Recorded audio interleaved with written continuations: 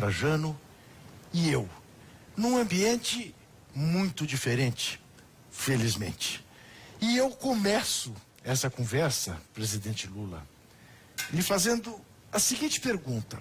Eu jurava que o senhor ia sair da prisão injusta em Curitiba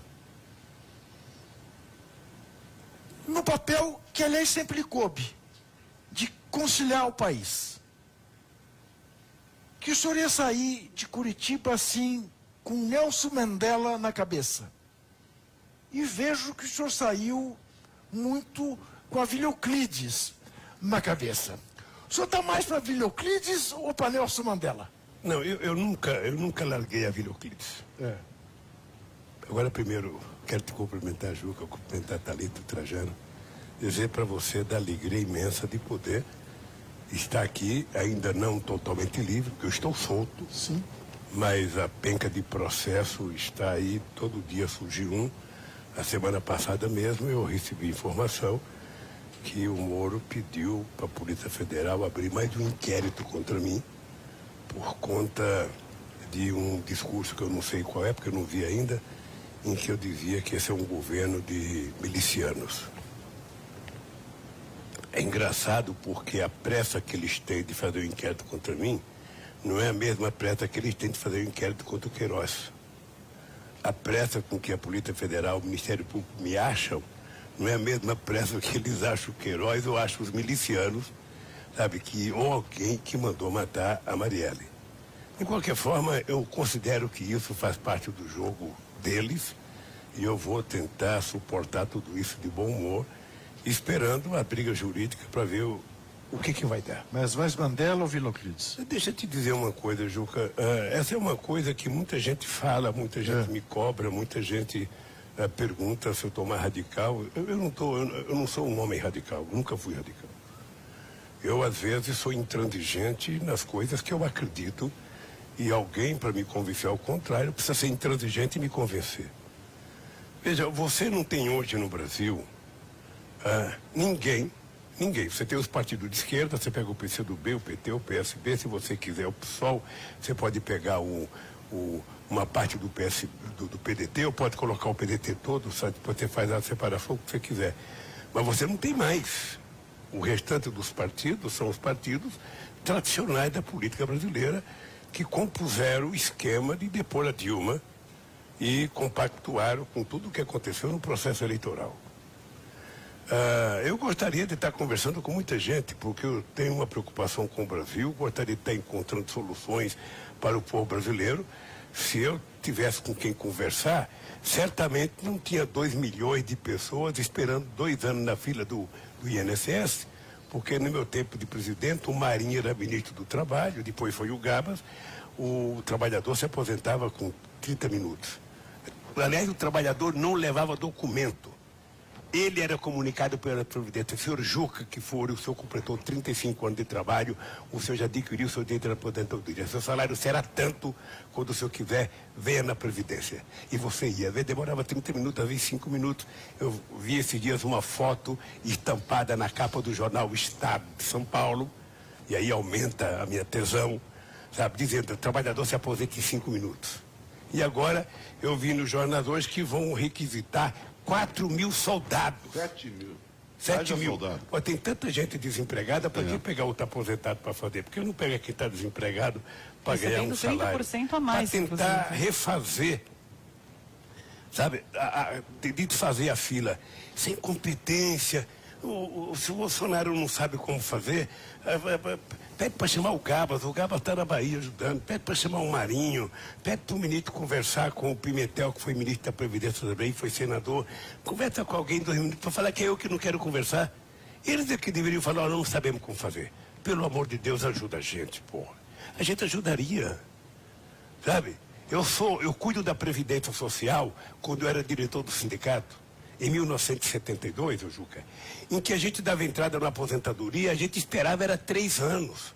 4 anos não saía. Presidente, deixa agora, eu quero te dizer o seguinte, eu vou responder a pergunta direta agora do Mandela. Sim.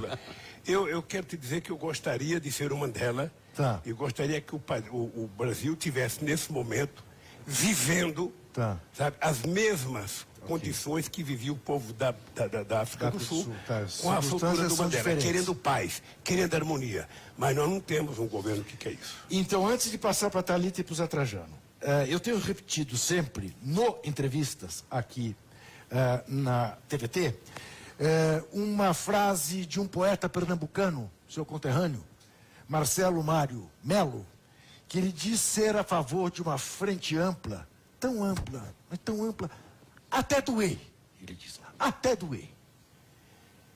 Eu lhe pergunto, é possível pensar uma frente ampla no Brasil hoje, até doer? Até doer.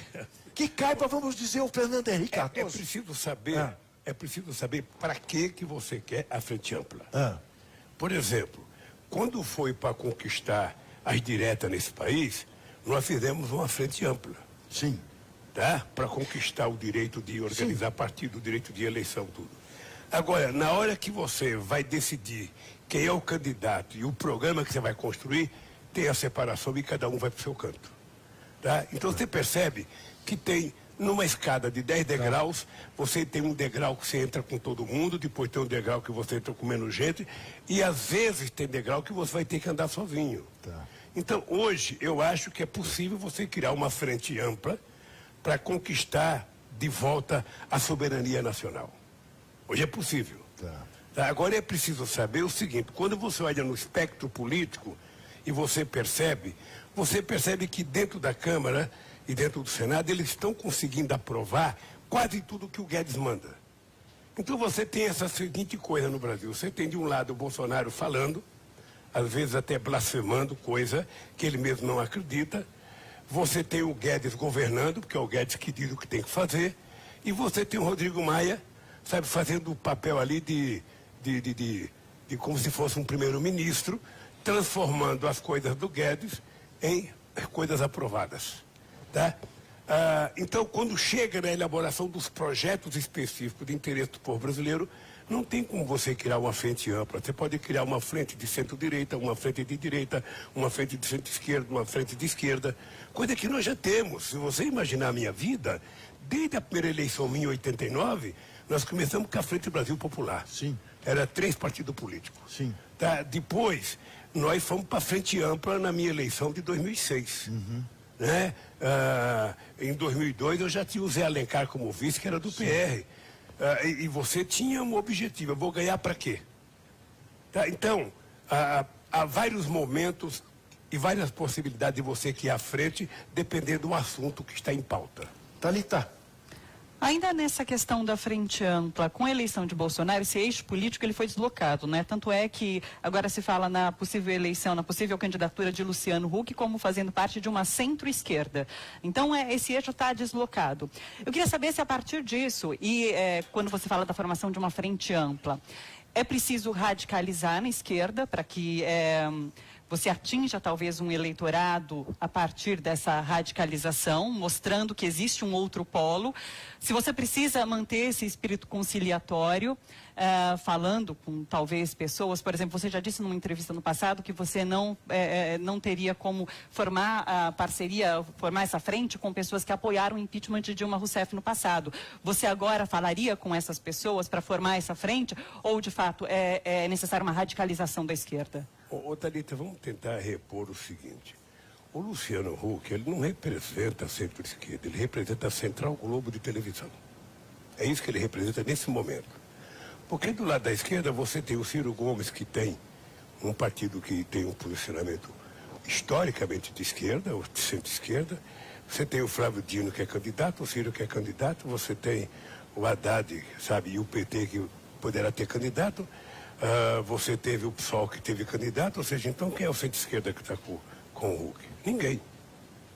Na verdade, o Luciano Huck está sendo discutido pelo dono da Ambev, né? Que é o novo formador de quadros políticos dirigentes nesse país. Possivelmente ele queira transformar o Brasil numa Ambev, né? E você não tem mais ninguém. Então, ainda é cedo para você dizer qual é o espectro político do Luciano Huck. É muito cedo. Mas não é cedo, presidente, porque nós estamos falando de eleição presidencial já. Sim. Nós temos eleição municipal agora. que tem características novas, não é? Uma nova legislação. Você fazer há uma certa angústia, ansiedade das pessoas, que a esquerda se una. E a expectativa maior é com quem o PT vai ficar. Então se fala muito que o PT pode apoiar o Freixo no Rio, a Manuela Dávila no Rio Grande do Sul, mas essa legislação eleitoral que se aplica agora complica um pouco, porque você tem, não para a cabeça de chave, mas embaixo, para vereador, essa coligação é complicada. Não tem mais coligação. Não tem mais coligação. Mas como é que vai se armar isso Juca, agora, na próxima? Porque vai fazer quase 2 anos. Quando tiver a eleição municipal, vai ter metade do governo Bolsonaro quase. Juca, é que às vezes nós complicamos. Ou a gente complica na pergunta, a gente complica na resposta. Eu sei que às vezes nós complicamos. Vamos pegar o seguinte. O PT, vamos pegar o PT agora. Como é que o PT governa o Piauí? Como é que o PT ganhou as eleições? A Bahia, como é que o PT ganhou? Como é que o PT governa? O Ceará, como é que o PT... Ora, lá tem de todo mundo, só não está o Grampinho na Bahia, no PT. No Piauí a mesma coisa, as pessoas que derrotaram a Dilma, o Ciro Nogueira, que era presidente do PP, fez parte da chapa do Wellington. Quando as pessoas dizem que o PT não gosta de fazer aliança, a gente mostra o contrário, o PT tem aliança ampla até demais. Sabe? Acontece que nós temos que levar sempre em conta a realidade local. E você não pode trazer uma realidade local para resolver a nível nacional. O PT já fez isso. Mas sempre com o PT na cabeça de chapa. Agora, não. Não? Em regra? Não, veja. Quando você tem o melhor candidato, é correto que você tenha. Você não vai nunca tirar o Juca que furtar da pesquisa. Começa com 20% e o Lula começa com 2%. Você não vai exigir que tire o Juca para colocar o Lula. Você vai começar com o Juca. Sabe, eu vou dar um exemplo. O PT não tem nenhum problema de apoiar companheiros como o Trajano falou, o Freixo. O PT não tem problema de apoiar a Manuela. Eles já apoiaram a gente tantas vezes. Sabe, o PT pode até decidir fazer isso. A pergunta que eu faço é o seguinte. O PT não quer disputar as eleições por quê? Porque o PT não tem jeito ou porque o PT decidiu não querer ir lá? Porque lá o PT tem 2 ex-governadores, tem 3 ex-prefeitos, sabe? Poderia concorrer às eleições municipais. Por que não quer concorrer? Então o PT fez uma opção. Nós não vamos ter candidato. Aqui em São Paulo é sabido que o companheiro Haddad não quer ser candidato. E quando a pessoa não quer ser candidato, é bom você não forçar, porque ganhar você querendo é difícil, ganhar sem você querer e tal. O PT vai ter que escolher um outro companheiro. Por que nós brigamos para aprovar eleições em 2 turnos? Qual foi a discussão da época? Era porque, eu lembro na época, porque toda vez que eu ia ser candidato, ou o PT ia ter candidato, o PT é divisionista, porque o PT não tem tanto quanto e tal. Nós brigamos bastante pelos 2 turnos, porque a gente garantiria que todo e qualquer partido, independente do seu espectro ideológico, tivesse uma candidatura, fizesse o seu discurso, fosse para a televisão, defendesse o seu programa. Se o povo não elegesse ele para o 2º turno, ele apoiaria outro. É para isso que serve o 2º turno. Aí se constitui no Brasil a ideia de que não tem que ter 2 turnos, não, tem que ser tudo resolvido no primeiro, vai todo mundo junto. Não. Eu não sei se o PT vai ter candidato no Rio de Janeiro, mas eu não sei se o PT vai ter candidato em São Paulo, certamente terá. Mas esse candidato do PT, se eleito, ele se indicado, ele tem que saber o seguinte, ele pode não ir para o 2º turno, e ele vai ter que apoiar outra pessoa. Aqui em São Paulo, eu te dou um exemplo, Mário Covas. Mário Covas em 94 e Mário Covas em 98. Em 94, o PT, o candidato era o Zé Disseu teve acho que 17% dos votos, uma coisa mais ou menos assim. Não estou lembrado do número, tá? E havia no PT uma corrente que queria fazer o voto em branco, ou nulo, sei lá. Eu, Celso Daniel e Suplicy fomos a Santo André fazer uma passeata em defesa do Mário Covas antes que o PT decidisse votar branco ou votar nulo, e o PT apoiou o Mário Covas em 94 e 98. Quer dizer, em última análise, o senhor admite a hipótese de, voltando a 2022, mas para voltar depois agora as eleições para prefeito, em última análise, o senhor admitiria a hipótese de o PT apoiar o Flávio Dino à presidência da República? Admito, como não? O presidente do BG me apoiou 4 vezes. Sabe, eu não vejo por quê. Sabe, O problema, a dificuldade que você tem de responder uma pergunta dessa, e eu não tenho mais, é que se você tiver um jornalista num jornal qualquer que vá assistir o nosso programa, ele vai dizer, Lula vai apoiar o Flávio Dino. Eu gosto do Flávio Dino, achei ele uma figura competente, um companheiro da maior lealdade comigo durante todos os meus processos. Foi testemunha aqui então, no eu programa... tenho por ele um apreço extraordinário. Eu passei aqui também. Agora, veja, o PT é um partido muito grande se comparado ao PCdoB. Sim. Aí é que está. Agora, é possível, esqueça um pouco a ideia da aliança. É possível pensar num candidato, na vitória de um candidato do Partido Comunista do Brasil, no Brasil de hoje? É difícil, o Flávio Dino sabe disso. Eu vou dizer para você. É muito difícil você imaginar eleger alguém de esquerda sem o PT. Tá. É muito difícil. Porque o PT não é qualquer coisa. Apesar de algumas pessoas tratarem o PT com certo descaso, vamos pegar, o PT nasceu em 80. Em 89, eu fui candidato a presidente. Eu disputei contra Aureliano Chaves, que era vice-presidente da República, o Ulisses Guimarães, que era o seu constituinte, o Brizola, que era presidente eterno do Brasil, porque o Brizola sempre achou que na volta dele ele seria presidente, o Mário Covas, que era um baita de um cara, o Maluf, que era a figura, o Collor de Mello, mais o Afif Domingues e mais o Enéas. Foi exatamente eu que fui para o segundo turno por causa do quê? Por causa do PT. Porque o PT já estava enraizado no Brasil afora. Seja em comunidade de base, seja em movimento sindical, seja em movimento social, o PT já tinha se espraiado pelo Brasil.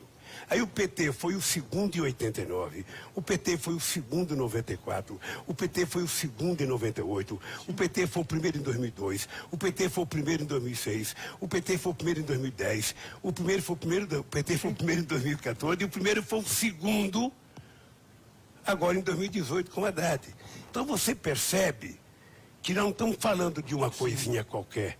Nós estamos falando do mais importante partido político de esquerda da América Latina. Mas a crítica que se faz muito ao PT, aliás, adoram fazer crítica ao PT, né? O Bolsonaro, a cada frase, ele lembra do PT para falar que o ladismo não tem nada a ver com a história. É a falta de renovação. Por exemplo, aqui em São Paulo, o PT... Você acredita que com esses pré-candidatos o PT chegue a algum lugar aqui em São Paulo, na eleição? Olha, quem sabe a gente tem uma novidade. Eu quando fui candidato em 1982 a governador do estado, eu, 2 anos antes, jamais tinha imaginado ser candidato a alguma coisa. Eu tinha tanta gente na rua nos meus comícios, eu dava tanto autógrafo, que eu cheguei no comício final do Pacaembu, eu estava convencido que eu ia ganhar as eleições. Tal era a quantidade de gente. O Estadão publicou uma pesquisa dizendo Lula tem 10%. Eu achei que o Estadão era mentiroso, não sei das contas e tal. E eu achei que eu ia ganhar. E muita gente saiu do comício falando, porra, tá mentindo o jornal. E eu só tive 10% mesmo. Eu fiquei muito frustrado. Então, veja, nós agora vamos lançar candidato. Os candidatos que estão aí, Zaratina é deputado há bastante tempo, o Nabuc é vereador há muito tempo, Padilha foi ministro da Saúde, ministro aqui da Secretaria, deputado federal, o Gilmar Tato foi deputado estadual, deputado federal, foi secretário da Marta, foi secretário do Haddad. Ora, então, essa gente tem currículo para ser candidato. É preciso saber se vai conseguir transformar esse currículo em apelo popular. Mas o senhor gosta mais da Marta? Não é que eu gosto mais da Marta, eu tenho um profundo respeito pelo histórico da Marta com o PT. E eu não misturo as minhas divergências políticas e ideológicas com a minha relação pessoal. Claro. Tá? Eu já disse que eu gosto da Marta, já disse que eu respeito a Marta, sabe? A Marta, quando não era petista, concedeu muitas vezes a casa dela para a gente fazer muitas coisas. O fato dela ter saído do PT, porque se desgostou do PT, ela queria que eu fosse candidata a presidente da República, sabe?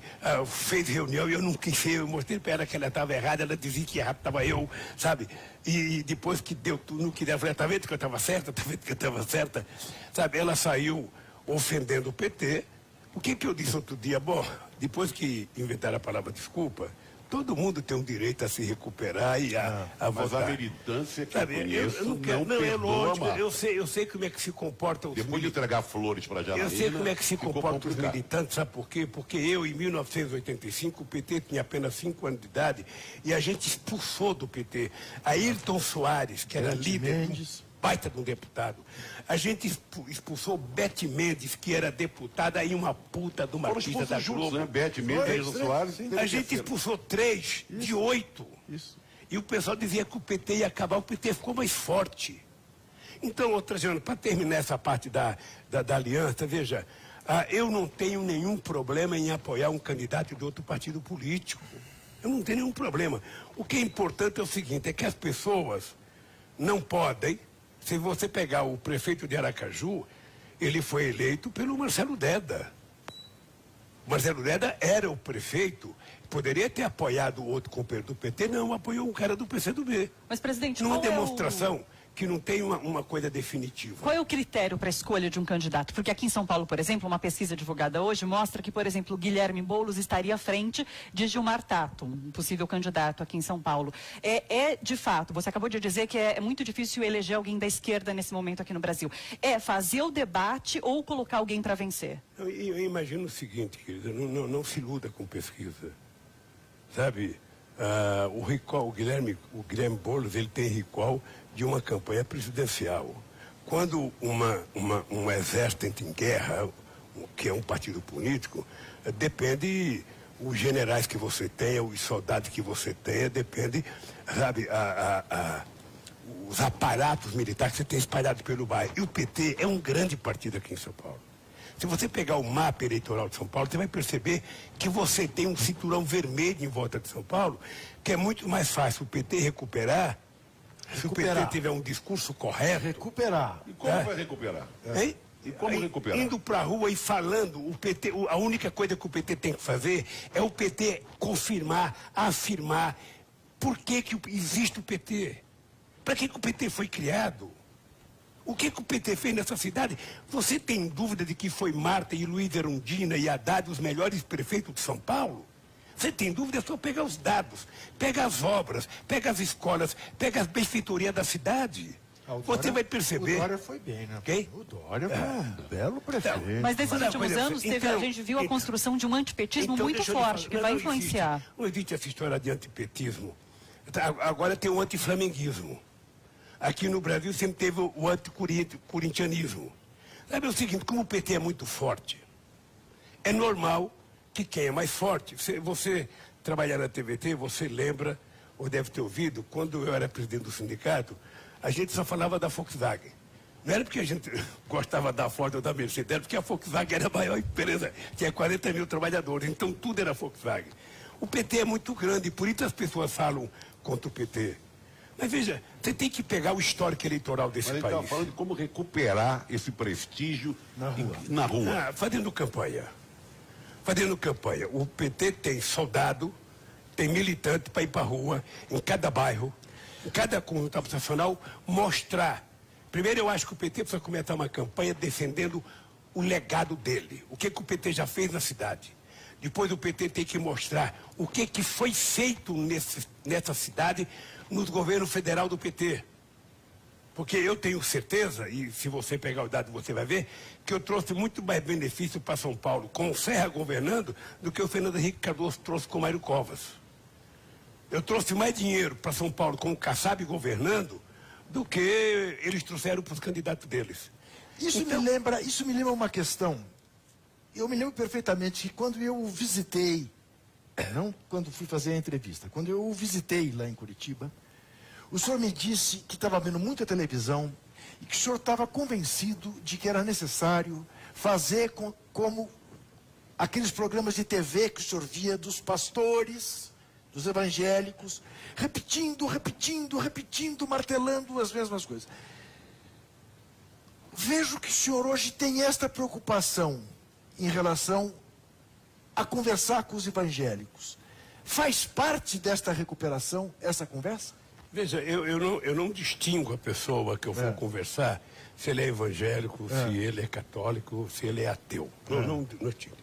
Eu vou conversar com o ser humano. Tá. E se esse ser humano mora num bairro e você tem um legado construído naquele bairro, você primeiro precisa fazer a pessoa entender que tem aquele legado que foi um governo que construiu, que tem um partido que ajudou a construir. Aí depois você vai então fazer a proposta do que você pretende fazer de novo. Tá? É importante lembrar, eu vou só para rememorizar a cabeça fértil de vocês, é o seguinte: o Haddad ganhou as eleições para prefeito contra o Zé Serra, sabe? Quando o companheiro Zé Dirceu estava sendo julgado. O julgamento foi feito, eu não sei se premeditado ou não, durante o processo, e ele ganhou as eleições. Tá? Nós perdemos 2016 no maior processo de acusação, eu diria, de condenação de um partido político. Sem dúvida. E eu digo para os meus companheiros do PT que eu acho que nós perdemos porque nós não tivemos coragem de ir para a rua se defender. Porque quando você leva teu cachorrinho para passear, se o maior late, ele enfia o rabinho no meio das pernas, ele já perdeu. Ele, por menor que ele seja, ele tem que latir. Ele tem que se fazer respeitar. E em 2016, ô Juca, só para você ter ideia, o PT não quis fazer comício em Santo André, em São Bernardo, em Diadema, em Mauá, em São Paulo, em Guarulhos, em Campinas, em Osasco. Não quis fazer, sabe por quê? Porque as pessoas estavam receosas de ir para a rua. Então faltou rua, faltou Faltou enfrentar a situação. E agora é necessário que isso aconteça. Quando você tem uma doença grave, quando você tem uma agressão grave, quando você não se esconde, você enfrenta. Eu, por exemplo, resolvi enfrentar a Lava Jato. Eu precisava provar. Ainda não provei de tudo, porque ainda vai descobrir umas coisas, que o Moro era mentiroso. Eu precisava provar que o Delanhol era mentiroso. Sobretudo nas acusações contra mim. E quero provar.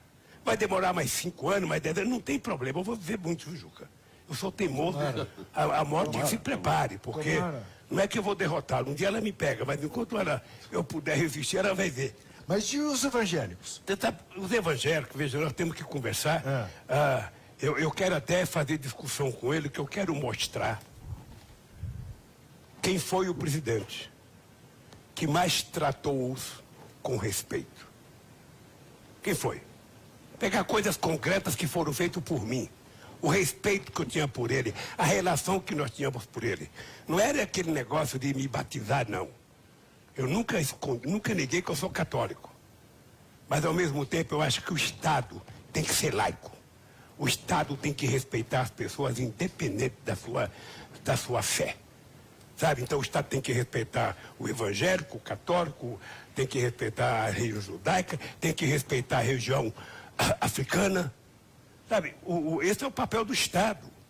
E eu tenho certeza que eu fiz isso. Eu quero que você vá perguntar para o seu Edir Macedo, para o seu Clisela, quem é que tratou eles melhor?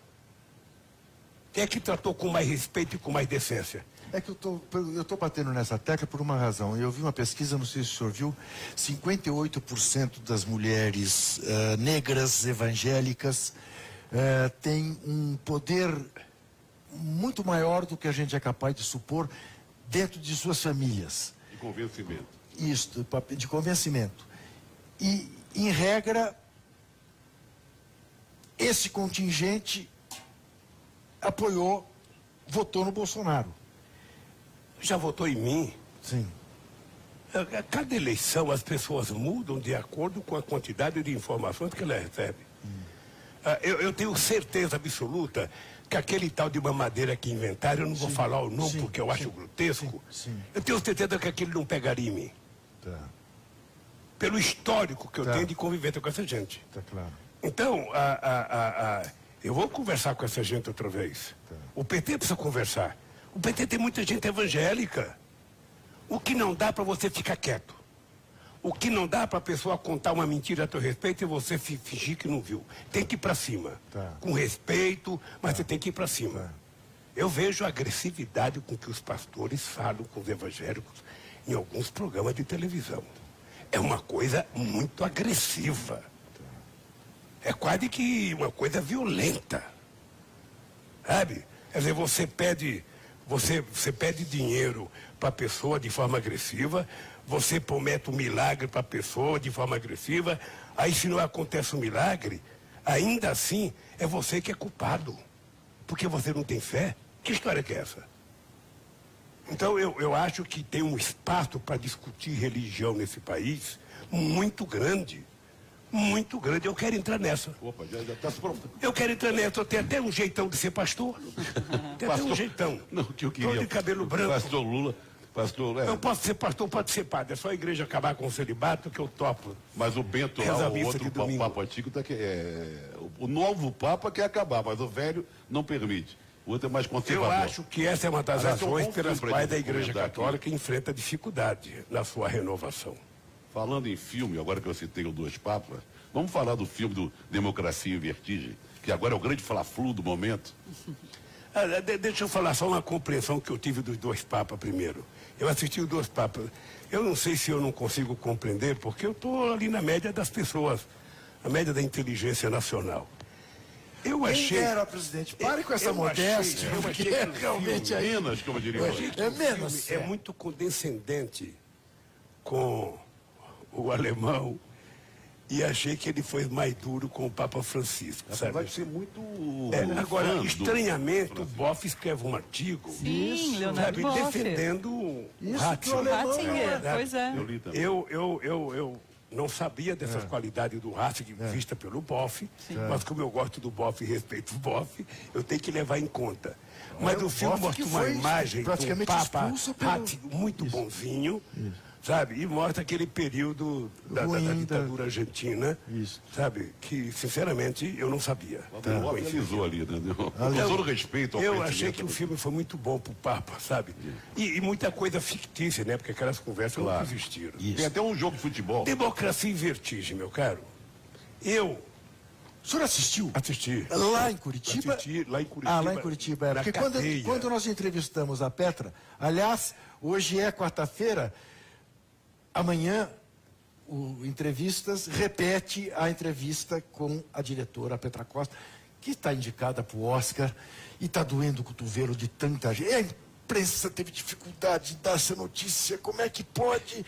Mas eu acho, o PT está pagando também a academia?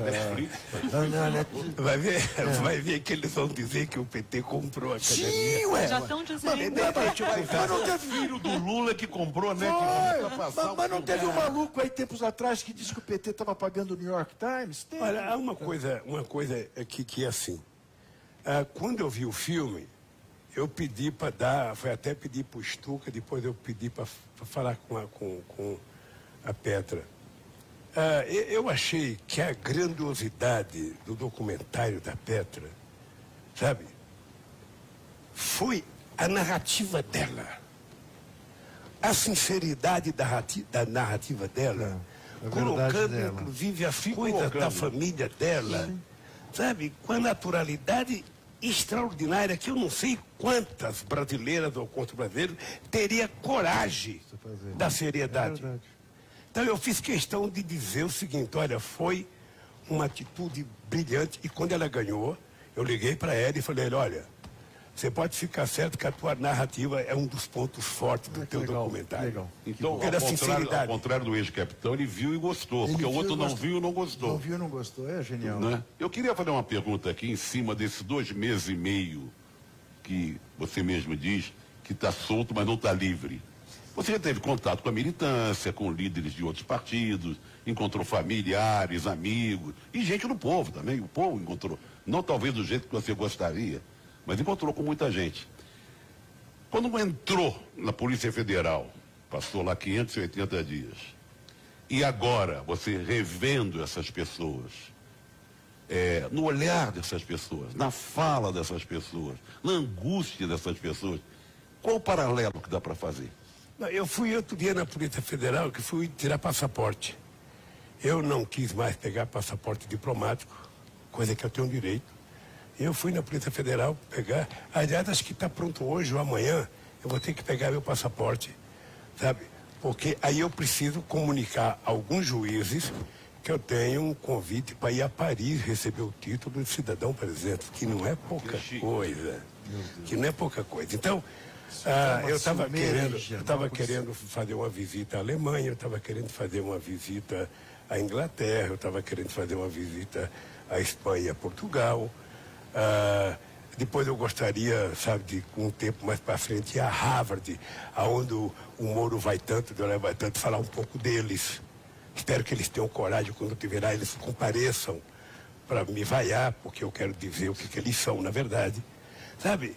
Então eu vou tentar conquistar o meu direito de viajar e vou continuar brigando pela minha liberdade plena e pelos meus direitos políticos. Mas e o encontro com essas pessoas? Deixa falar uma coisa assim para você. Eu acho que eu trabalhei muito bem na minha cabeça a prisão. Eu, durante os 580 dias que eu tive lá, eu em nenhum momento permiti ter qualquer começo de depressão.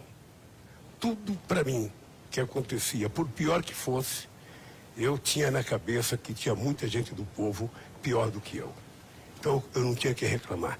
Eu estava com saúde, eu tinha um colchão para dormir, embora me doesse as costas, eu tinha cobertor porque me levavam de fora, eu tinha papel higiênico porque eu comprava, eu tinha, sabe, sabonete porque eu comprava, eu bebia água potável porque eu comprava, eu comprava meu café. Então, toda vez que tinha uma coisa aí, eu falava, eu estou melhor que o povo lá fora. Então, eu tenho que estar aqui preocupado com o povo e não preocupado comigo. Quando eu saí num período esquisito, que é esse período de Natal e Ano Novo, sabe, em que você tem muita gente viajando, não tem nenhuma atividade, e tudo eu fiz das atividades que eu tinha. Fui marcar o meu 1000º gol lá no campo do Sem Terra do Floresta Fernando. Tinha um juiz importante lá, chamado que vai ser juiz da FIFA na Copa do Mundo, o tal de Juca Kfouri. E eu estou me preparando agora para começar a viajar ao Brasil. Eu não quero começar a viajar ao Brasil com raiva, falando mal de ninguém. Eu quero começar a viajar ao Brasil falando das coisas que eu acho que tem que acontecer no país. Eu poderia te dar um exemplo seguinte. Não é possível aceitar que esse país tenha gente passando fome outra vez. Não é possível. Sabe?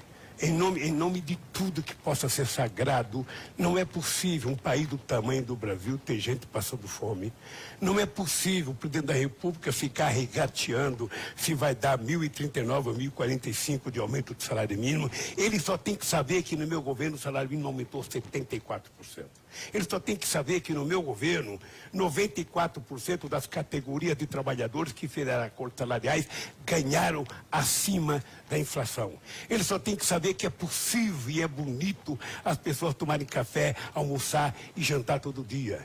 Ele tem que saber que esse país, o aposentado já se aposentou, a gestante já recebeu o auxílio natalidade e o doente fez uma perícia médica e, sabe, em 5 dias, 2 dias, 3 dias. No tempo do Fernando Henrique Cardoso levava 10 meses porque não tinha perito.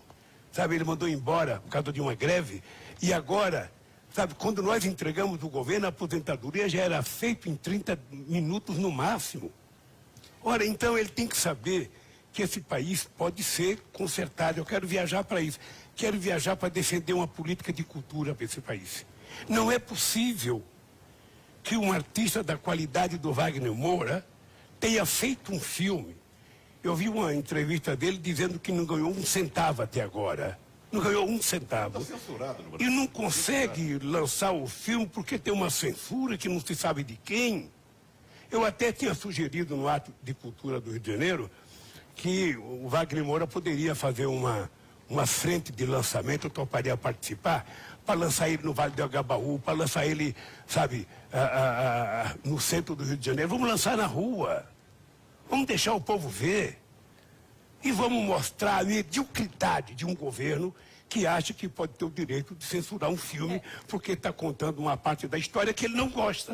Desculpa a dureza, mas você acha que existe alguma forma de interesse por parte do presidente da República em pensar em tudo isso? Porque o que me parece é que a agenda econômica cria problemas e eles tentam resolver de alguma forma. Mas existe interesse em discutir esse tipo de pauta, em discutir a fome da população brasileira, sendo que Bolsa Família não vai ter o mesmo orçamento, vai ter um orçamento menor do que tinha o ano passado, por exemplo? Thalita, veja, o ideal seria que alguém, quando assume o posto de presidente da República, se despisse de todo o preconceito, de toda a raiva, de todas as bobagens que ele poderia pensar e ele saber que ele agora é um presidente de 210 milhões de pessoas. E que ele tem que tentar, sabe, atender todas as pessoas. E ele teria que pensar que atender, sobretudo, pelas pessoas mais carentes. Para isso que o Estado existe, é para cuidar das pessoas mais pobres. Não é para cuidar do setor financeiro como o Guedes está cuidando.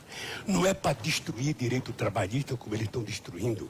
Não é para fazer uma sociedade acreditar que trabalhar no Uber é ser empreendedor. As pessoas trabalham com Uber porque as pessoas não têm possibilidade de ter um emprego formal, com carteira assinada, com previdência social, com 13º, com férias. É por isso que as pessoas vão trabalhar no Uber, porque não tem o que fazer. Engenheiro já foi vender suco de laranja na Praia de Santos. Como diz, não sei se o senhor conhece um youtuber que a garotada gosta muito, chamado Felipe Neto. Ele exatamente fez uma crítica à precarização do trabalho, agora chamado no Brasil de empreendedorismo, dizendo que o empreendedorismo no Brasil estava se confundindo com sobrevivência, que na verdade era subemprego. O senhor concorda? É que as pessoas novas não compreendem isso. Na década de 50 e de 60, tinha muitas mulheres que trabalhavam em casa. Pegava nessas fábricas de costura, pegava roupa, short, camiseta, cobertor para costurar em casa. Costurava para fora. Costurava para fora. No final do mês não ganhava nenhum salário mínimo. Se ficasse doente não tinha nenhum benefício, não tinha férias, não tinha descanso, não tinha Natal, não tinha Ano Novo, não tinha nada. Nós brigamos que nem uns malucos para dar direito a essa gente. E eles agora tiraram tudo isso, querem que as pessoas voltem a trabalhar, achando que um cara que está entregando pizza de bicicleta é empreendedor. Sabe, então, gente, sabe o que acontece? Não pode tratar o povo como se fosse palhaço. Presidente, obviamente não se pode mais deduzir do imposto de renda e o INSS da empregada doméstica. Veja, deixa eu só terminar essa questão do Uber, porque é delicada. O cidadão vai trabalhar no Uber porque no Brasil predomina historicamente a teoria do que é melhor pingar do que secar. Sabe, se você, Thalita, ficar desempregada e tiver gente para você cuidar, você vai trabalhar de qualquer coisa. Você vai trabalhar, você vai ganhar 1/3 do que você ganha, você não tem direito a nada, mas você vai trabalhar, você tem que levar o leite para casa. Então, é normal isso, é normal. Esse dia eu estava conversando com um motorista do Uber, que ele tinha um carro e ele vendeu o carro. E ele agora está trabalhando alugando o carro. Ele paga 1.600 de aluguel no carro e ele consegue tirar de 1.500 a 1.600, que é a parte dele. Sabe? Mas obviamente que ele, quando trabalhava, ganhava pelo menos o dobro disso. Então, essa gente está vivendo da forma mais precarizada possível. As pessoas aceitam trabalhar. Você acredita numa insurgência popular por conta disso? Não, veja, como aconteceu por outros motivos na América do Sul? Eu acredito que nós temos que fazer com que o povo, sabe, se mobilize e vá à luta para voltar a conquistar seus direitos. Eu não sei, Thalita, você deve ter essa informação, porque você entrevista muita gente do movimento sindical, mas, Juca, nós tivemos, desde a quebra do Lehman Brothers até hoje, nós tivemos 165 países que tiveram mudança na legislação trabalhista.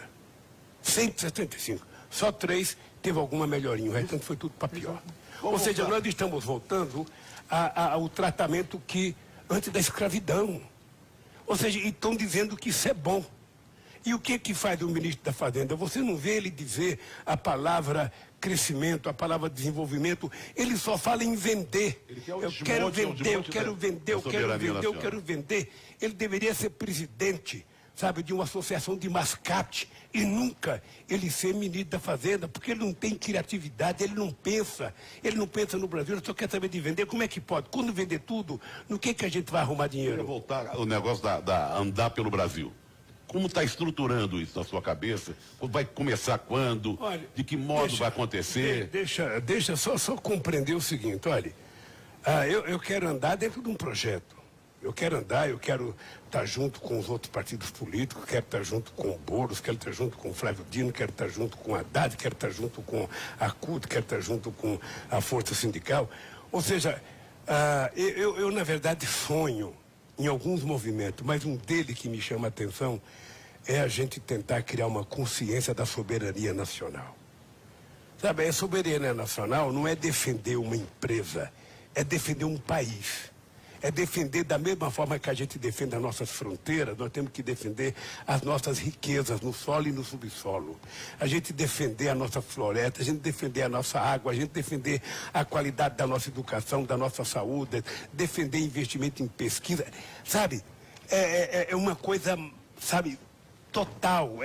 Porque soberania é defender a qualidade de vida do nosso povo. E um país que não é soberano, um país que o presidente bate continência para um outro presidente, um país que o outro presidente fala, eu te amo, eu te amo, eu te amo, e o outro nem ouve ele para responder, sabe? Um país que vai virando sem respeitabilidade. Não tem coisa pior no mundo do que você não ser respeitado pelos seus pares, pelos seus países vizinhos. Eu queria ser respeitado pelo Evo Morales, mas antes eu exigia ser respeitado pelo Bush, pelo Obama, porque eu fazia questão, adotava aquela teoria do Chico Buarque.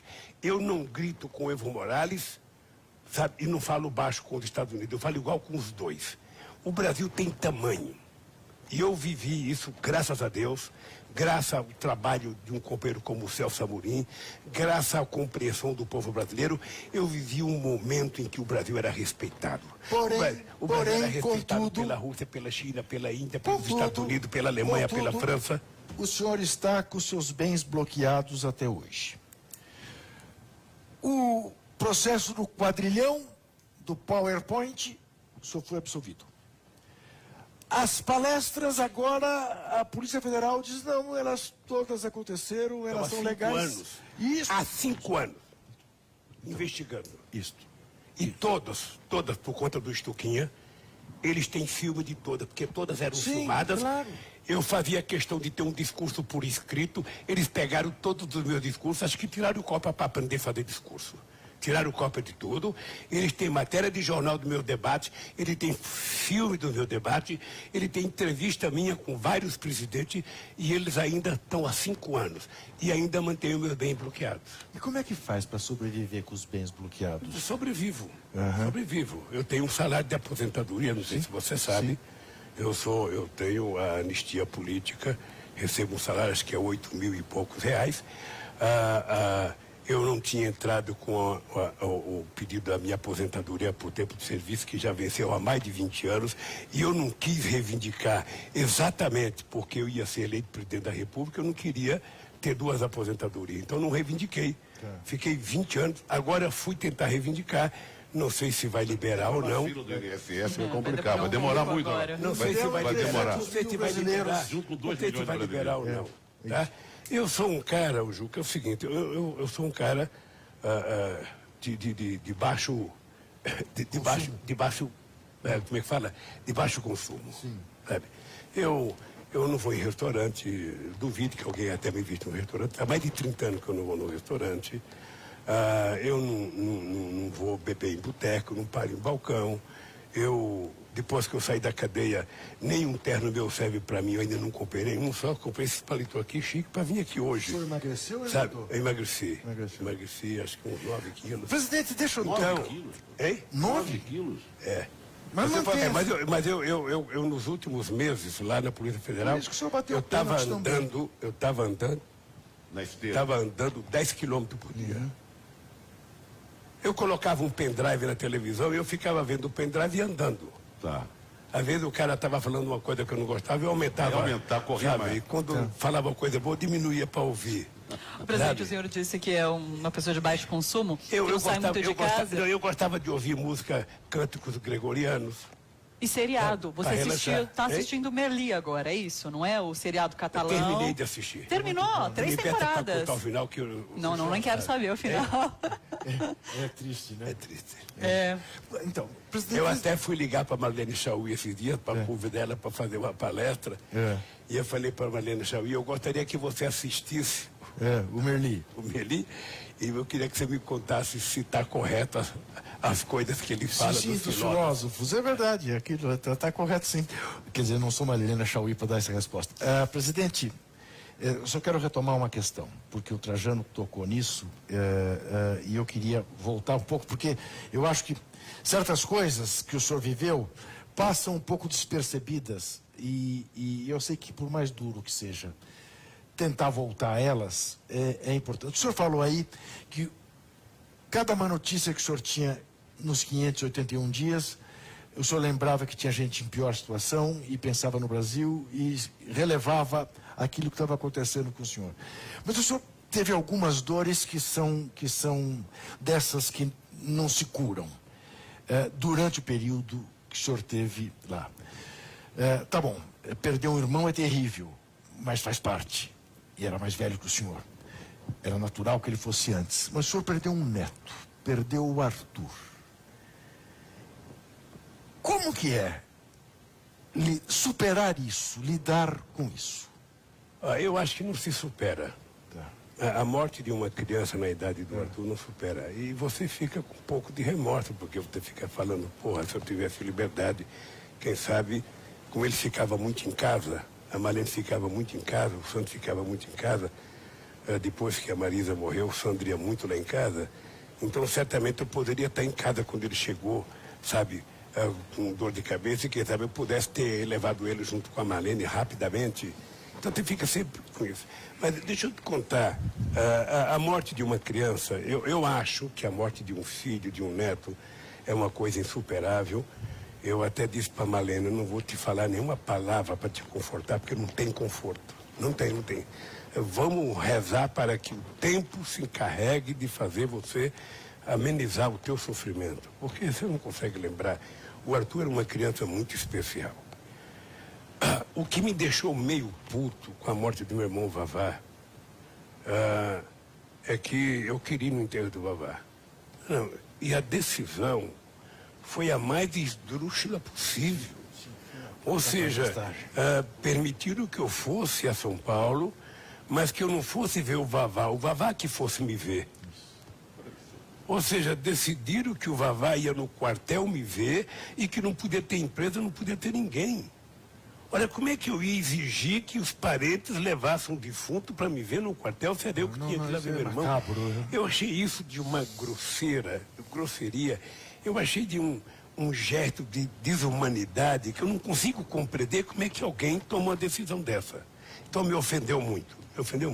E depois eu perdi outros companheiros, Sigmaringa Seixas. O Sigmaringa foi me visitar e ele estava com a cara... O Sigmaringa era uma pessoa muito meu companheiro, mas assim, irmão. E ele estava triste e às vezes ele queria começar a chorar e eu, nesse dia, fiquei bravo com ele. Falei, Sigmaringa, é o seguinte, ó, se é para você vir me ver para chorar, não venha. Não venha. Não quero tristeza aqui. Porra, 15 dias depois o cara morre, cacete. Sabe?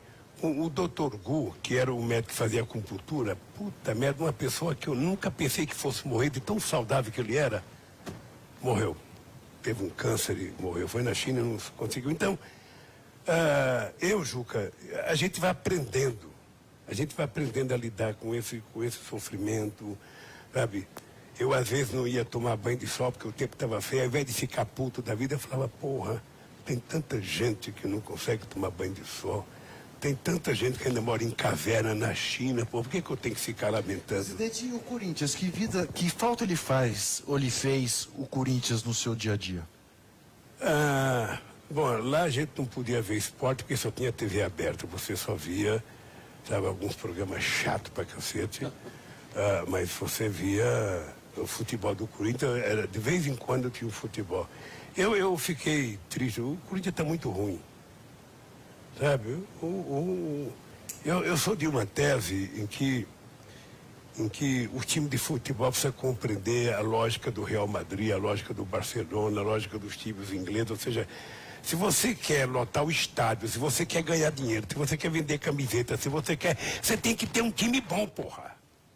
Eu saía da minha casa na Vila Carioca para ver o Santos jogar. Aqueles, só para dar uma ideia, Santos e São Paulo, em que o Pagão estreou no São Paulo. 4-1 sabe? São Paulo.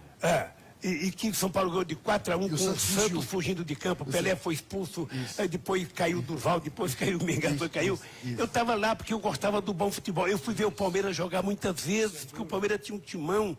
Palmeiras do Luxemburgo em 76, então, sabe o que acontece, gente? Os times têm que ficar bom para o pessoal ir no campo, lotar o estádio. Veja o jogo do Real Madrid, o jogo do Barcelona, está tudo lotado. O Flamengo está lotando. Era uma maravilha ver o jogo do Flamengo no Maracanã. Era um espetáculo. Agora, por que o Flamengo está assim? Porque o time está bom. Ele sempre jogou no Maracanã. Agora ele montou um time razoável, né? Um time de, sabe, tem ali 5 ou 6 aposentados já tem, sabe, o Gabigol se recuperou, o Bruno Henrique, sabe, Sim. se recuperou e voltou a jogar bem. Então, e acho que o técnico conseguiu criar um padrão e a motivação, porque tem a motivação. Então, você vê Lota o esses estádio, é técnicos arrecada e esses- paga suas dívidas. Esses Então, técnicos eu estou estrangeiros muito do futebol chateado com o brasileiro. Você futebol. acha que Eu- alguns técnicos brasileiros estão reclamando disso, se sentindo desprestigiados? Eu acho isso uma bobagem, gente. Eu acho Já tivemos técnico argentino aqui, o Bela Guto esteve aqui no Brasil em que ano, porra? Nunes, É bom Freitas passar Solis. futebolístico, hein? Feliz- Para lembrar Bela do Bela Guto, foi campeão pelo São Paulo, não é para qualquer um, não. É isso. Não, nós tivemos Aliás, eu cometi um erro, o Luxemburgo, o Palmeiras de 96, não de 76, que o Luxemburgo era um time que São Paulino, corintiano, santista ia ver. Era outro estrangeiro, era o Filpo Nunes. Sim, Filpo Nunes. Ô, gente, academia. todo mundo tem seu time. Claro. Mas todo mundo adora um bom futebol. Claro. Todo mundo adora um bom futebol. Mas o senhor gosta mais do Corinthians ou de futebol? Não, eu gosto do Corinthians. Mais de Corinthians. O Corinthians é o seguinte, É. eu tinha 9 anos de idade É quando para eu virei irritar um pouco o corintiano, Paulo porra. Vanucci, porque o senhor fez aí uma homenagem ao Pagão, aqueles times de São Paulo. A gente tem que falar do É Corinthians. porque eu adorava o Pagão também. O Pagão era bom Quem adora o demais. Pagão é Chico Chico Buarque. Buarque. Chico Buarque fica- Esse- a rixa de Di Pagão, é o ídolo Pelé e dele. Canhoteiro. Então, aquela linha. deixa eu te falar. O Corinthians faz parte da minha vida. Tá. Né? Porque desde os 9 anos de idade. E por azar eu comecei a torcer para o Corinthians morando em Santos. E no ano seguinte que eu comecei a torcer para o Corinthians por causa do campeão do quarto centenário, o Santos foi campeão em 55 e 56. Depois estava no Pacaembu quando o São Paulo, sabe, com um ataque Mauri Almari, Gino Dini Canhoteiro, ganhou de 3-1. 3-1, a tarde das garrafadas. Sabe? Então eu sou corintiano. O corintiano é uma parte da minha vida. Tá. Sabe? Mas eu gosto do bom futebol. Sim. Gosto do bom futebol. Sabe? Se é o Flamengo, se é o Vasco, se é o Fluminense. O Fluminense do Washington. Atribui-se ao do River senhor Plate. a boa fase do Corinthians. Eu mesmo um dia escrevi que o melhor presidente que o Corinthians jamais teve foi o presidente Lula. O Luiz Paulo Rosenberg, por exemplo, ficou muito bravo comigo por causa disso. O André Sanches também ficou. E eu não ligo para o André Sanches ficar bravo comigo, porque eu cobro. O André Sanches não teve nenhum gesto de solidariedade em relação ao senhor. Como entender isso tudo no mundo do futebol? Veja, eu não sei. Eu gosto das pessoas, eu não peço para as pessoas gostarem de mim. Tá? Eu gosto do Corinthians, eu diria que amo o Corinthians, sabe? Mas eu respeito o bom futebol, respeito o time. Eu agora tive preso, eu recebia recado de companheiros, que o André tinha mandado um abraço, que o André tinha falado e tal, sabe? O dia que ele me procurar, eu continuo sendo amigo do Andrés, sabe? Acho que o segundo mandato dele não foi um segundo mandato, sabe, que ele mesmo esperava que pudesse fazer. Ainda não foi. O Grupo Democracia Corintiana quis abrir uma faixa em Itaquera, Lula livre, e não foi permitido. Por ele? Não sei. Eu não sei se foi por ele, Eu não sei. não sei se foi exatamente por Eu não ele. sei, mas de qualquer forma, gente, de qualquer forma, sabe o que acontece? Eu sempre tive uma boa relação com o André. Então, eu não conversei com ele desde o dia 7 de abril de 2018. Então, quem sabe a gente se encontra um dia desse e a gente possa Mas voltar o a senhor teve conversar. alguma influência mesmo na gestão do Corinthians? Porque não tive. atribui Itaquera ao senhor. Não tive, é uma bobagem que se inventou. Sabe, se inventou a bobagem que tinha mandado construir o Taqueirão, que eu tinha feito. Eu, na verdade, queria era que o Morumbi fosse a sede do Copa do Isso eu sou Mundo. testemunha. Sabe, queria o Serra e o Kassab não queria, sabe? Depois o Corinthians começou a construir o estádio, se inventou que aquele estádio ia abrir a Copa do Mundo do meio para frente. Foi. Que se exigiu que se gastasse dinheiro que não poderia gastar. A FIFA exigiu um elevador particular, o presidente da FIFA, uma parte popular, mandar para aquele lugar, porra, fazer coisa particular e o Corinthians ficar com a dívida.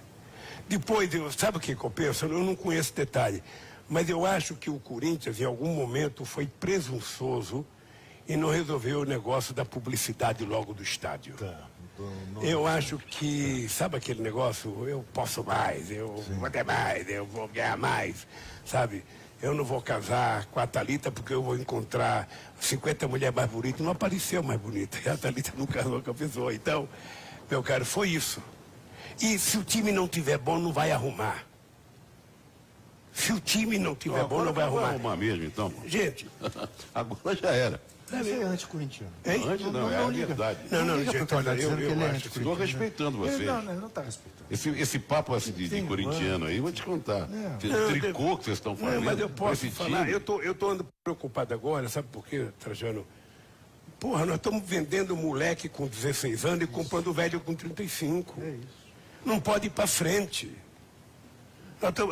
Esse dia eu vi até o Kaká dar uma entrevista, o Kaká falou, porra, eu fui embora com 23 anos, ainda é cedo pra gente ir embora, poderia ser um pouquinho mais.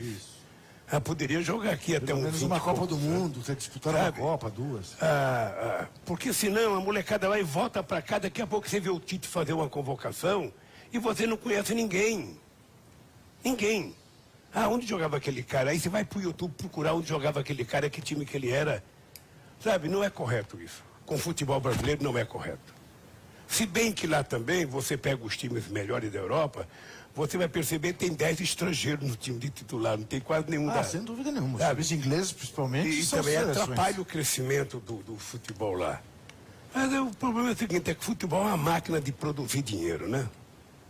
Sem O dúvida. futebol é uma máquina de produzir dinheiro. Presidente, por falar em máquina de Eu produzir- vejo um menino de 17 anos ser vendido por 150 Sim, é milhões. impressionante. É impressionante. Esse menino Renier agora foi vendido por 35 milhões de euros. Garoto do Flamengo. Pro Real Madrid. Mas vamos voltar a 2020. Tirando Tá, o futebol. ok. Volte, né? ok. Eu tenho uma coluna Tá vendo só? Ele não gosta. da Eliane Brum, que foi muito comentada, chamado Os Cúmplices. Foi um artigo, né, que foi muito compartilhado e tal. E eu peguei uma frase que abre esse artigo dela, que diz: em 2020, cada um saberá quem é diante de uma realidade que exige coragem para enfrentar e coragem para perder. É um pouco tonto que nós estamos de alguma coisa que o Lula falou aqui. Que tem que enfrentar, vai querer conversar, bloco na rua, Não se sei o omitir. quê, não se omitir. E temos que estar preparados para perder também. A gente não quer perder, mas nós temos que lutar para não perder. Não é isso? É isso. É o seguinte, Trajano, eu fui no congresso do PT e Aquele de Salvador? aqui na Casa de Portugal. Tá. E eu fiz um pronunciamento em que eu falava as razões pela qual o PT existia. Porque se não for para o PT cumprir determinadas coisas, não haveria razão de eu e outros companheiros, como Olívio Dutra, Jacob Taz, Ibrahim, sabe, Apolônio de Carvalho, criar um partido político. Eu preferia ser autêntico do PMDB. Estava criado, eu não tinha que ficar me esforçando. Eu passei quantos anos justificando a minha barba? Passei quantos anos justificando a estrela vermelha? Quantos anos? Porra, era um negócio maluco. Sabe, eu levava até Jesus Cristo barbudo. Jesus Cristo é barbudo também, porra. Aqui, vocês não têm nada com a barba dele, só com a minha. É um preconceito desgraçado. Por que nós criamos um partido? Nós criamos um partido para dar vez e voz àqueles que nunca tinham tido vez e voz. Bem claro isso. Aqueles que estavam habituados a só bater palma no palanque. Nós queríamos que aquele que só batesse palma subisse ao palanque. E criamos um partido. E para que a gente quer o partido? Para a gente fazer as transformações sociais que é preciso fazer. Não estou falando de revolução, não. Estou falando de transformações que é possível fazer na democracia. Eu provei. E eu queria votar em 2018 porque eu queria radicalizar mais. Radicalizar a democracia. Radicalizar os direitos das pessoas. Essas pessoas podem comer 3 vezes ao dia, vamos comer 3 vezes ao dia e ter mais uma ceiazinha das 10 da noite, um chazinho das 5. Por que não pode? Por que não pode? Por que pode uma pessoa só juntar 40 bilhões na sua conta pessoal, sabe? E você ter um monte de criança aí no glicério, crianças pedindo esmola e comendo na rua um lixo. Eu, quando vejo a Globo fazer campanha do Criança Esperança, eu faço crítica, as pessoas, porra, esse Lula é sectário? Não. Por que a Globo não dá da rentabilidade dela dinheiro para o Criança Esperança? Por que tem que fazer campanha de arrecadação? Por que a Fundação, sabe, Roberto Marinho não faz isso? Por que essa gente não tem pelo menos o coração que tem os ricos estrangeiros que dão prédio para fundações, que fazem universidade? Por que não faz aqui? Que pagam o imposto sobre herança que aqui não pagam. Presidente, você falou em Então, reconquistar... Thalita, a minha obsessão de voltar era porque eu acho que eu podia fazer muito mais. Muito mais. Esses dias eu estava respondendo uma pergunta e o cara falava... as pessoas costumam falar, mas o governo do Lula só deu certo por causa do boom das commodities. Sabe, as pessoas hoje estão exportando, sabe, a tonelada de soja a quanto? Quanto é que vale o dólar? No meu tempo ele estava 2,60, hoje está quase 4. Então as pessoas estão ganhando o dobro pela mesma tonelada. O problema não é o boom de commodities. O que nós fizemos nesse país foi o boom, sabe, da participação e da inclusão social. Tá? Porque eu disse outro dia, o Brasil cresceu entre 1950 e 1980, 7% em média ao ano. Por que não teve inclusão social? Porque pobre nunca entrou no orçamento. E pobre nunca esteve na mira da classe dirigente, a não ser para apanhar, para ser preso. Porque nunca levaram em conta. E quando você começa a política de inclusão social, aí começa... nos bares, a classe média mais fina, dizer, porra, o aeroporto parece uma rodoviária, tá cheio de pobre. Você vai lá, tem cara com mala, tem cara que não sabe entrar no avião. Você viu, eu fui no Ibirapuera, tava cheio de pobre lá participando, sabe? Pois é, sabe? pois então... é. Mas esse pessoal, estou vendo aqui um dado, segundo a última estimativa, 56 milhões de dólares, equivalente a 3% do PIB brasileiro, evadiu-se no ano passado para fora do Você país. falou 53 bilhões. Bilhões, exatamente. Não milhões. Bilhões. Ô, Juca, eu não gosto de falar porque muita gente fala que eu sou muito crítica à imprensa. Veja uma coisa, o ufanismo que alguns setores da imprensa estão fazendo para tentar mostrar que o Brasil está dando certo é de uma coisa alucinante, de tamanha mentira. Aqueles comentaristas econômicos da Globo, aqueles comentaristas econômicos dos outros canais de televisão, agora vai, porque agora vai. A Bolsa chegou a 120, o que tem a Bolsa chegar a 120 e não gerar o emprego? Quando eu estava na presidência, a Bolsa estava a 71 mil pontos e nós criamos 22 milhões de empregos com carteira assinada. Por que a Bolsa agora está a 120 mil pontos e não gira emprego? Olha, o problema desse país é o seguinte, é que, embora ele seja tão otimista, a verdade é que não está entrando dinheiro de fora, está saindo dinheiro do Brasil. Os caras estão vindo na Bolsa especular e vão embora.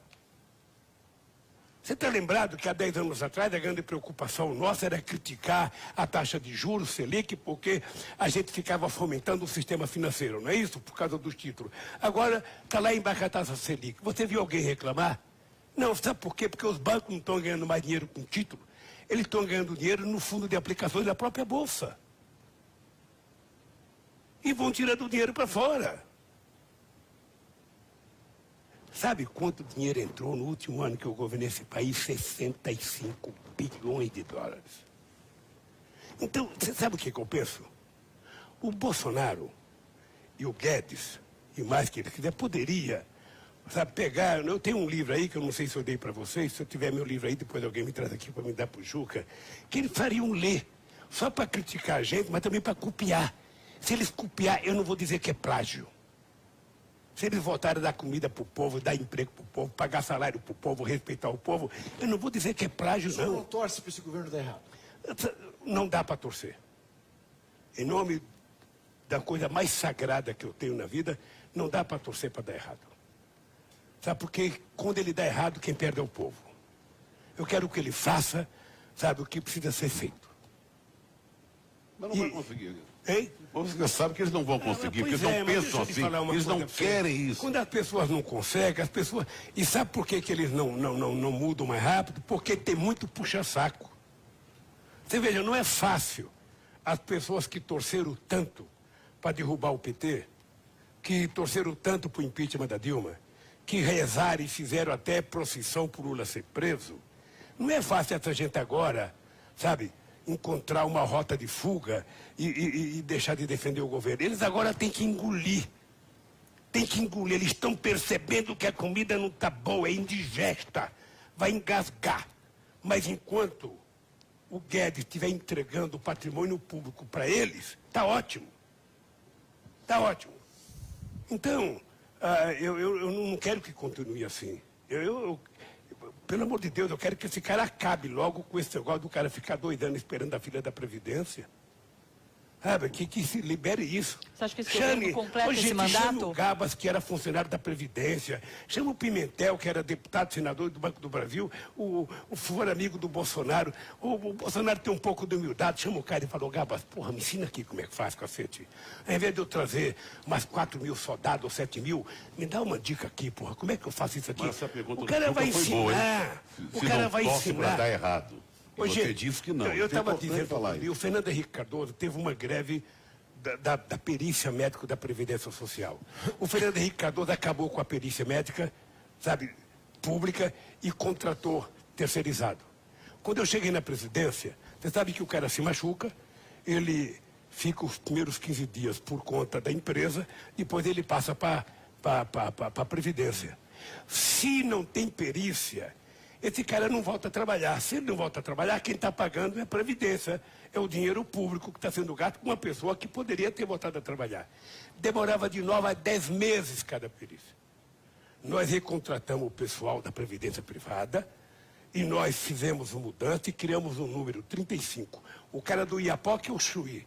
Ele ligava 35, ele marcava a consulta dele no perito e passamos a marcar no máximo em 8 dias aqui na região mais conturbada de São Paulo. Tinha lugar que era marcado no mesmo dia. Salário gestante, aposentadoria por tempo de serviço, tudo era feito quase que automático. Então, se essa gente tem dificuldade, o presidente do INAMP, que eu não sei quem é, ora, chama as pessoas que estavam lá, que estavam lá no nosso tempo de governo. Tem muita gente de carreira. E pede auxílio, gente, ó. Não vai se humilhar, não. É obrigação, sabe, de quem sabe ensinar. Transferir tecnologia. O governo não repôs. Saíram 6.000 funcionários do INSS. Teria que haver concurso público. O Guedes melou. Conclusão. Por isso esse atraso terrível. 2 milhões de brasileiros, seguro maternidade, licença maternidade, própria aposentadoria, tudo isso na fila, que a gente não sabe. Agora recruta 7.000 militares, como você falou. Por que não dá esse emprego, essa função, para quem precisa, que está desempregado agora? Tem uma coisa, Trajano, no Brasil, que é o seguinte, as pessoas falam que a máquina é inchada. Compara todos os países nórdicos e os países europeus. A quantidade de funcionários do setor público com a população com relação ao Brasil. Você vai perceber que o Brasil tem menos que todos. E no Brasil tem uma coisa engraçada. Quando as pessoas querem enxugar a máquina, manda as pessoas embora e não repõe. Eu posso dizer, olhando como se eu estivesse olhando para uma coisa sagrada aqui, não tem jeito de você melhorar a saúde se você não contratar mais médico, se você não contratar mais enfermeira, se você não comprar mais equipamento. Não tem como você melhorar a educação se você não contratar mais professores, se você não contratar mais, se der mais laboratórios. Não tem como. Eu só queria retomar uma questão. Quando o senhor diz que o senhor não torce contra, porque se o governo der errado, quem sofre é o pobre.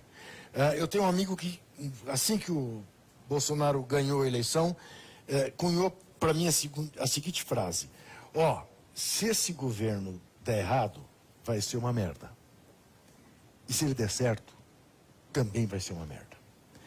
No sentido de que, se ele desse certo, Como é que se desaloja? Não, deixa eu te falar, eu acho que quem quiser fazer oposição ao Bolsonaro tem que ter em conta que tem que ganhar dele, sabe? Sem o povo estar morto de fome. Não dá para você pedir para ele ser uma Hiroshima para você poder ganhar. Você precisa ter argumentos e ter programa para ganhar, mesmo que ele faça alguma coisa boa. E você sabe que ele não precisa fazer coisa boa, né? Monta a fábrica de contar mentira do fake news, que já foi usado uma vez, que o Trump deve estar assessorando ele, sabe? Então, pode querer ganhar. O que é que nós temos que fazer? Não permitir que a mentira vença outra vez. Nesse sentido, você fala em reconquistar o eleitorado nas ruas, mas existe uma guerra de narrativas nas redes também. O partido PT pensa, de alguma forma, em investir nesse sentido? Pensa. Veja, que... Ô, Thalita, você sabe que para você transmitir uma verdade, você precisa construir a verdade. Você tem que ter uma narrativa. Para você construir uma mentira, você não precisa de grande narrativa. A mentira pode ser pé sem cabeça. Vamos pegar a semana passada, por exemplo, eu fiz uma crítica ao comportamento do Trump com relação ao Ahmadinejad e com relação ao enriquecimento de urânio. O Bolsonaro, sem nenhum critério, uma coisa de mediocridade, colocou uma fotografia minha da Ahmadinejad dizendo Lula fez acordo para enriquecer mais de 20% de urânio. O que nós fizemos? Nós publicamos um texto do Clóvis Rossi para provar como ele é medíocre. Mas a mentira não exige que você tenha competência, não. A mentira grosseira que eles fazem.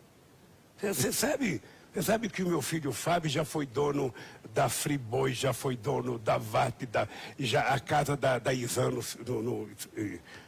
em Piracicaba era a casa do meu filho. Eles diziam que meu filho tinha todas as fazendas de gado. Sabe? Não tem critério. Sabe? É muito difícil você disputar com a mentira. O que você tem que ter é persistência e paciência.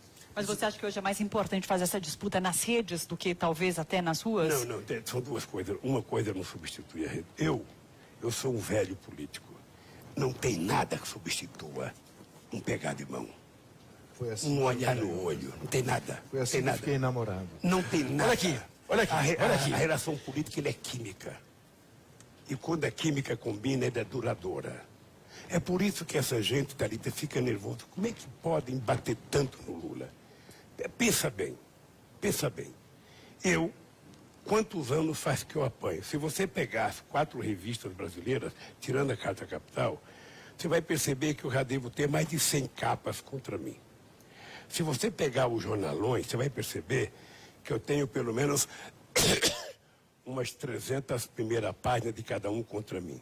Se você pegar o Jornal Nacional, só o Jornal Nacional já tem mais de 400 horas contra mim. Se você pegar o Bom Dia Brasil, Boa Tarde, não sei das quantas, a Record, sabe?